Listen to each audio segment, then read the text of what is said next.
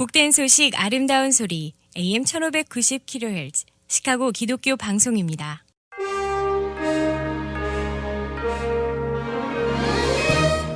여러분 안녕하십니까? 8월 13일 목요일 KCBS 헤드라인 뉴스입니다. 지난주 미국 내에서 하루 평균 약 5만 3천 건의 신규 확진 사례가 나온 가운데 일부 학교가 대면 수업 재개 이후 최소 230건의 코로나 바이러스 확진 사례가 보고됐고 2,000명 이상의 학생, 교사와 교직원이 격리됐습니다. 로버트 레드필드 질병통제예방센터 국장은 코로나 바이러스에 대한 예방 조치가 취해지지 않으면 공중보건에 큰 위험이 될 것이라고 경고했습니다. 세계보건기구와 유엔 아동기금의 새로운 보고서에 따르면 8억 명이 넘는 어린이들이 학교에서 기본적인 손 씻기가 어려운 상태라며 전 세계적으로도 학생들이 교실로 돌아가게 되면 수백만 명이 위험에 처해질 수 있다고 밝혔습니다.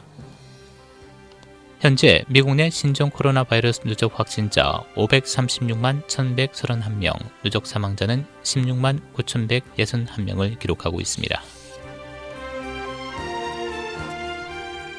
트럼프 대통령은 어제 백악관 브리핑에서 학교 등교 개학 정상화를 위한 8개 권고안을 발표했습니다. 권고에는 사회적 거리 두기가 불가능할 때 마스크를 착용하라는 내용이 포함됐습니다. 그는 연방정부가 미 전역 학군에 재사용 마스크 1억 2,500만 장을 제공한다고 밝혔습니다.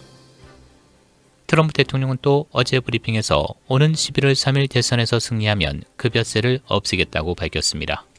앞서 트럼프 대통령은 5차 경기부양책 협상에 진전이 없자 지난 8일 추가 실업수당 연장, 학자금 융자 상환 유예, 급여세 납부 연말까지 유예, 세입자 강제 퇴거 중단 등 정책을 행정명령과 각서 형식으로 발표한 바 있습니다. 민주당 대선 후보 조 바이든 전 부통령과 러닝메이트로 지명된 카멀라 해리스 상원의원이 어제 첫 합동 선거 유세를 가졌습니다.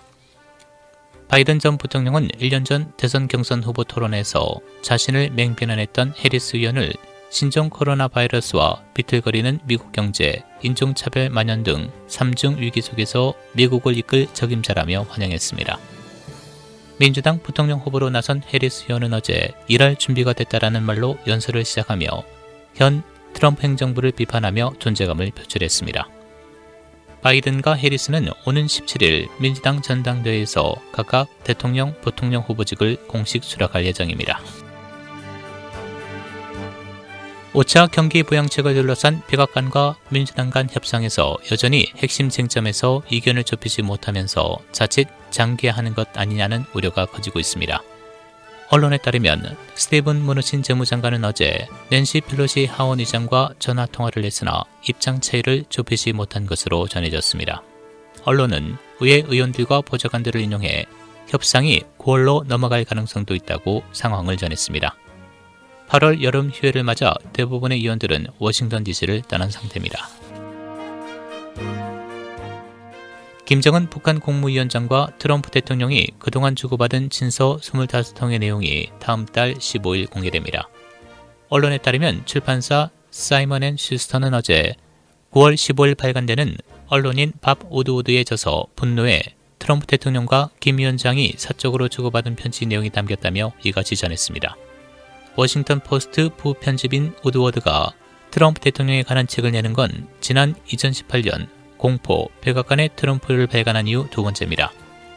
출판사는 두 정상 간 편지 내용은 그동안 한 번도 공개된 적이 없었다고 소개했습니다. 시카고의 저명한 부동산 관리회사 슈들러의 스티븐 레비 사장은 어제 시카고가 안전하지 않아 주민들이 떠날 준비를 하는 것 같다고 말했습니다. 그는 지난 선데이 시카고가 두 번째 약탈 피해를 당한 후 자신이 대표하는 주민들과 회사 직원들은 시카고가 안전하지 않다고 느끼고 시카고를 떠나려 하는 것 같다며 라이프트 시장에게 우려를 표명하는 서신을 보냈습니다. 5,000개 이상의 일리노이주 식당이 문을 닫을 것으로 예상됐습니다. 시카고 식당협회 지도자들은 날씨가 추워지더라도 북유럽 도시나 콜로라도 스키타운과 같은 형태로 5개에서 식사할 수 있도록 허락해달라고 관계자들에게 촉구했습니다. 일리노이 레스토랑 협회의 사장 겸 CEO 샘 토이아는 코로나 바이러스 팬데믹이 계속되는 동안 식당들이 5개 식사 제공을 늘리기 위해 거리 폐쇄를 연장하고 텐트 히터, 담요와 플라스틱 돔을 사용하는 것에 대해 시카고시 주정부와 대화를 나누고 있다고 밝혔습니다. 그는 또 팬데믹으로 식당들이 3개월 이상 의무적으로 문을 닫아 어려워져 약 5,000개의 식당이 영구적으로 문을 닫게 될 것으로 예상한다고 전국 식당협회 자료를 근거로 제시했는데 이는 전체 식당의 20에서 25%를 차지합니다. 드폴 대학이 대부분의 수업을 온라인으로 전환하고 제한적인 학생들에게만 기숙사를 제공하겠다고 밝혔습니다. 학교 당국은 학생과 교직원에게 보낸 이메일에서 우리는 원래 계획했던 범위까지 캠퍼스를 열면서 대학과 지역사회의 건강을 효과적으로 관리할 수 있는 합리적인 방법이 없다고 생각한다며 건강 상태가 허용된다면 더 많은 학생이 겨울 학기에 캠퍼스로 돌아올 수 있기를 희망한다고 덧붙였습니다. 일리노이주 1일 신규 확진자 1,645명, 사망자는 16명 추가돼 현재까지 누적 확진자 19만 9,893명, 누적 사망자는 7,881명을 기록하고 있습니다. 한편 일리노이주 보건당국자는 코로나 바이러스 추세가 매일 나빠지고 있어 걱정이라며 포리스코 주지사는 전염성이 높은 질병의 확산을 늦추기 위해 주정부가 더 엄격한 조치를 제기할 수 있다고 다시 경고했습니다. 날씨입니다. 오늘 대체로 맑겠고 일부 구름 많은 지역이 있겠습니다. 낮 최고 86도, 밤 최저 68도. 내일 맑은 날씨 이어지겠습니다. 낮 최고 87도, 밤 최저 68도. 토요일 대체로 맑겠으나 일부 흐린 지역이 있겠고 한때 약간의 비도 내린 곳이 있겠습니다. 낮 최고 88도, 밤 최저 67도. 주일 대체로 맑겠습니다. 낮 최고 85도, 밤 최저 65도입니다. 지금까지 진행의 박상준이었습니다.